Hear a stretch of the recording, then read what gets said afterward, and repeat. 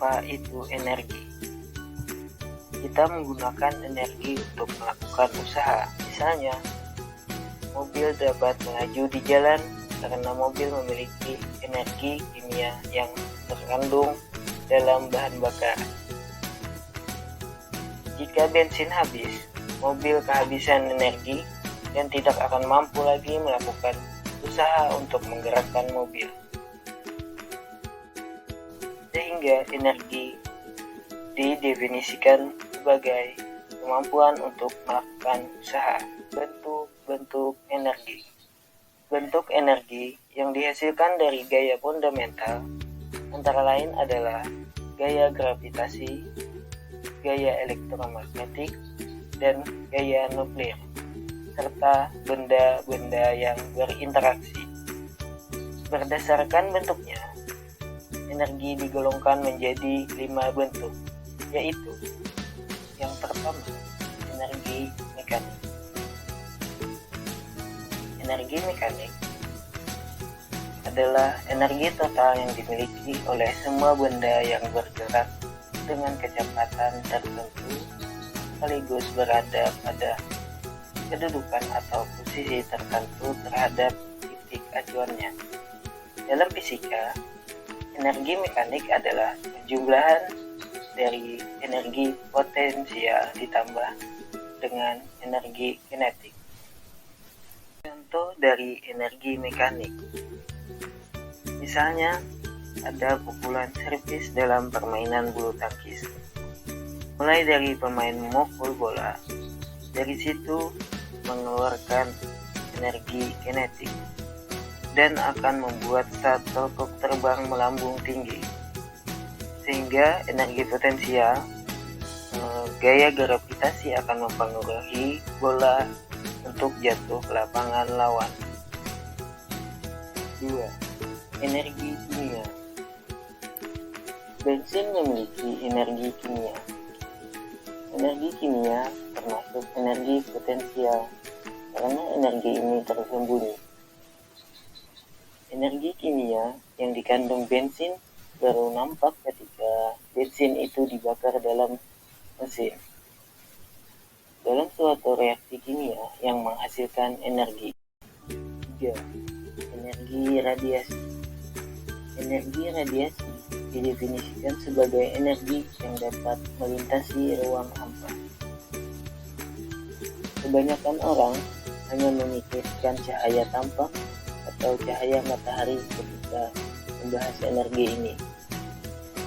Akan tetapi, cahaya tampak hanyalah sebagian kecil dari spektrum gelombang elektromagnetik yang dihasilkan oleh energi radiasi. Energi radiasi dipancarkan sebagai gelombang elektromagnetik, sehingga energi radiasi pastilah berkaitan dengan gaya elektromagnetik. 4. Energi listrik. Energi listrik berkaitan dengan gaya Coulomb, juga termasuk gaya elektromagnetik. Kita mengenal energi listrik sebagai energi yang berjalan dari pusat pembangkit melalui kawat hantaran udara dan kabel-kabel menuju rumah kita.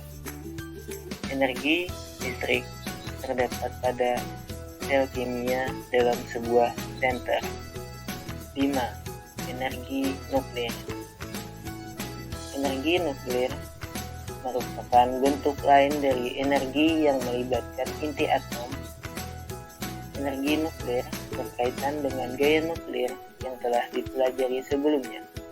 Energi nuklir sering dibicarakan karena pembangkit listrik tenaga nuklir atau bisa disingkat PLTN dapat memproduksi energi nuklir dalam kapasitas yang cukup besar dibanding dengan pembangkit listrik konvensional. Kekekalan energi. Dalam kehidupan sehari-hari, kelihatannya energi tidak kekal. Misalkan ketika kita mengayuh sepeda sehingga melaju di jalan dan kemudian mengerem untuk memberhentikannya. Ketika sepeda berhenti, berarti energi kinetik adalah nol. kemana perginya energi kinetik sepeda ini? Energi tersebut nantinya akan menjadi panas dalam pelek dan rem sepeda. Kemudian, akhirnya panas ini diradiasikan ke angkasa sebagai radiasi inframerah. Dengan demikian, pada semua bentuk perpindahan dan konversi energi yang terjadi, jumlah total energi tetap konstan. Ketika mengamati ada energi yang meninggalkan suatu sistem, mereka akan berusaha mengamati bentuk baru hasil konversi. Konsistensi ini mengarah ke hukum kekekalan energi, yang menyatakan bahwa energi tidak dapat diciptakan atau dimusnahkan.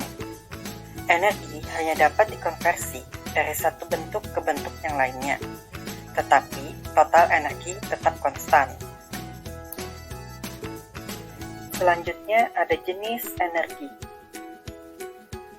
Berdasarkan asal energi dapat digolongkan menjadi dua, yaitu energi primer dan sekunder. Energi primer adalah energi yang berasal dari sumber energi yang ditemukan di alam, antara lain angin, air, kayu, minyak, nuklir, dan lain-lain. Sedangkan energi sekunder adalah energi yang diperoleh dari sumber-sumber energi primer, antara lain listrik dan gas. Berdasarkan ketersediaannya di alam, dapat digolongkan menjadi energi terbarukan dan energi tak terbarukan. Energi terbarukan adalah energi yang berasal dari sumber yang dapat dengan cepat dipulihkan kembali secara alami dan prosesnya berkelanjutan.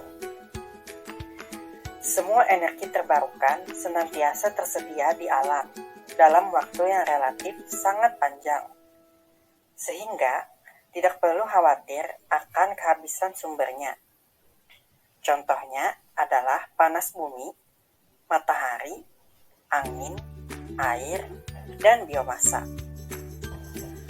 Sedangkan energi tak terbarukan adalah energi yang asalnya dari sumber-sumber yang terbatas jumlahnya di bumi, dan prosesnya tidak berkelanjutan, sehingga pada saatnya nanti sumber ini akan habis.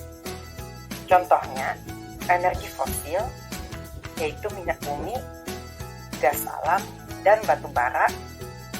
Energi nuklir, yaitu bahan bakarnya adalah uranium yang persediaannya terbatas. Selanjutnya adalah fakta atau fenomena. Fakta atau fenomena matahari. Yang pertama ada fenomena sesaat. Tidak selamanya gerhana matahari dapat dilihat dari bumi. Pada masa awal setelah pembentukan sistem tata surya, jarak bulan dan bumi masih terlalu pendek, sehingga bulan sepenuhnya menutupi matahari ketika gerhana. Tapi karena bulan bergerak menjauh 2 cm dari bumi setiap tahun, dalam 600 juta tahun, gerhana tidak akan lagi tampil sempurna karena posisi bulan yang terlalu jauh dari bumi. Selanjutnya adalah separuh atau seluruhnya. Bergantung pada geometri matahari, bumi, dan bulan, gerhana dapat terjadi 2 hingga 5 kali dalam setahun. Orang yang berada di kutub utara atau selatan hanya bisa melihat gerhana matahari sebagian. Yang ketiga, berbahaya untuk mata. Gerhana matahari berlangsung antara 5 hingga 12 menit. Selama itu pula, mereka yang ingin menyaksikan fenomena alam tersebut harus mengenakan kacamata khusus. Pancaran sinar yang muncul tiba-tiba selama gerhana dapat merusak mata manusia. Sebab itu, ilmuwan melarang orang menatap langsung matahari selama gerhana. Yang keempat, monster gravitasi. Saking besarnya, matahari mampu memuat 1 juta benda langit seukuran bumi di dalamnya. Manusia yang memiliki berat 70 kg di bumi akan berbobot 1960 kg di permukaan matahari, lantaran gaya gravitasinya yang 28 kali lebih besar. 1 hari di permukaan matahari sama dengan 25,38 hari di permukaan bumi. Kelima, menelan bumi. Matahari adalah bola gas terpanas di tata surya dengan suhu 15 juta derajat Celcius di bagian intinya. 72% gas yang membentuk matahari adalah hidrogen, sementara 26 lainnya adalah helium. Setiap detik matahari membakar 4 juta ton hidrogen. Ketika cadangan hidrogen habis, matahari mulai membakar helium. Pada saat itu, ia akan membesar menjadi raksasa merah dan menelan planet Merkurius, Venus, lalu bumi. Yang keenam, perputaran kutub. Ilmuwan mengungkap setiap 11 tahun matahari memutar kutub magnetiknya sehingga kutub utara menjadi selatan dan sebaliknya. Terakhir, perputaran medan magnet matahari terjadi pada akhir tahun 2013 silam. Lantaran masanya yang besar, medan magnet matahari mencapai hingga miliaran kilometer melampaui Pluto. Yang ketujuh, jalan panjang cahaya. Sinar matahari yang kita rasakan sebenarnya adalah partikel cahaya yang terbentuk melalui reaksi fusi di inti matahari. Namun, butuh waktu lama untuk setiap partikel buat mencapai permukaan matahari. Tapi, setelah sampai ke permukaan, cahaya cuma butuh waktu 8 menit dan 20 detik buat sampai di bumi. Yang kedelapan, benturan berbuah cahaya. Termasuk jenis cahaya matahari yang paling unik ini adalah aurora. Fenomena ini terbentuk akibat partikel bermuatan yang dibawa angin surya menghantam medan magnetik bumi. Benturan antara partikel plasma dengan nitrogen dan oksigen di atmosfer bumi inilah yang kemudian melepaskan energi berupa cahaya kehijauan. Aurora ini juga muncul di planet lain seperti Jupiter, Saturnus, Uranus, Neptunus, dan Mars. Fakta atau fenomena selanjutnya adalah air. Yang pertama, air dan tubuh kita. Dalam tubuh manusia terkandung air sekitar 55 hingga 78%. Pada bagian tulang manusia mengandung 30% air, sementara pada bagian paru-parunya mengandung 83% air. Sehingga umumnya manusia bisa bertahan hidup selama 40 hari tanpa makan, tetapi tidak akan bertahan hidup lebih dari 7 hari tanpa minum. Yang kedua, air dan habitat kita. Lebih dari 71% permukaan bumi tertutup oleh air. 97% air berupa air laut dan hanya kurang dari 3% berupa air tawar yang bisa diminum. Dari jumlah air tawar yang ada di dunia, 70%-nya berupa salju abadi. Yang ketiga, penggunaan air untuk pertanian dan industri. Sebesar 70% air tawar digunakan untuk pertanian, 22%-nya digunakan untuk keperluan industri. Hanya 8% digunakan untuk kebutuhan domestik manusia seperti minum, mandi, dan mencuci. Yang keempat, air dan hutan. Di alam, air diperbaharui dan disimpan hutan, serta daerah aliran sungai. Sayangnya, setiap tahun kita kehilangan hutan seluas 48 lapangan sepak bola dan tidak bisa dikembalikan lagi. Yang kelima, kelangkaan air. PBB memperkirakan pada tahun 2025 akan ada sekitar 1,8 miliar manusia akan tinggal di negara yang mengalami kelangkaan air. Artinya, jumlah air tidak akan mencukupi untuk memenuhi kebutuhan dan keinginan mendasar untuk hidup. Selanjutnya adalah prinsip atau asas dan hukum. Nah, ketika kita mengamati ada energi yang meninggalkan suatu sistem, kita akan berusaha mengamati bentuk baru hasil konversi. Hal ini karena total energi adalah konstan dalam setiap situasi yang telah diukur. Nah, konsistensi ini mengarah ke hukum kekekalan energi yang menyatakan bahwa energi tidak dapat diciptakan atau dimusnahkan. Energi hanya dapat dikonversi dari satu bentuk ke bentuk lainnya, tetapi total energi tetap konstan. Selanjutnya adalah rumus atau matematika. Yang pertama, rumus atau matematika dari energi matahari. Hubungan antara energi matahari yang diterima bumi atau E1, energi matahari yang diserap bumi atau E2, dan energi yang dipancarkan oleh bumi dalam bentuk radiasi inframerah atau E3 dapat dinyatakan sebagai berikut, yaitu E1 sama dengan E2 ditambah E3. Jika I merupakan intensitas cahaya matahari yang dinyatakan dalam satuan watt per meter persegi, maka energi yang diserap oleh bumi atau E2 tiap satuan waktu dapat ditentukan dengan persamaan berikut, yaitu E2 sama dengan Pi kalikan R kuadrat dikalikan I dikalikan 1 dikurang alpha. Dengan keterangan R adalah jari-jari bumi I adalah intensitas radiasi matahari, dan alfa adalah koefisien refraksi permukaan bumi. Selanjutnya adalah rumus atau matematika dari energi angin. Energi angin tiap satuan waktu atau daya yang dihasilkan oleh angin yaitu sebagai berikut. P angin sama dengan 1/2 Ru dikalikan A dikalikan V pangkat 2. Dengan keterangannya, P angin sama dengan energi angin tiap satuan waktu, Ru adalah massa jenis udara, A adalah luas penampang, dan V adalah kecepatan angin. Yang terakhir adalah rumus atau matematika dari energi air. Daya yang dapat dihasilkan dari energi potensial air dapat ditentukan sebagai berikut, yaitu P air sama dengan Ru dikalikan G dikalikan Q dikalikan H, dengan keterangan sebagai berikut. P air adalah daya yang dihasilkan dari air, Ru adalah massa jenis air, G adalah percepatan gravitasi, Q adalah debit air, H adalah ketinggian tempat air berada.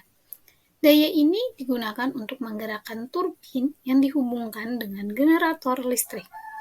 Dengan menggunakan konsep efisiensi, besarnya daya yang dapat dihasilkan oleh suatu PLTA dapat dinyatakan sebagai berikut, yaitu P PLTA sama dengan eta dikalikan Ru dikalikan G dikalikan Q dikalikan H, dengan keterangan eta adalah efisiensi PLTA.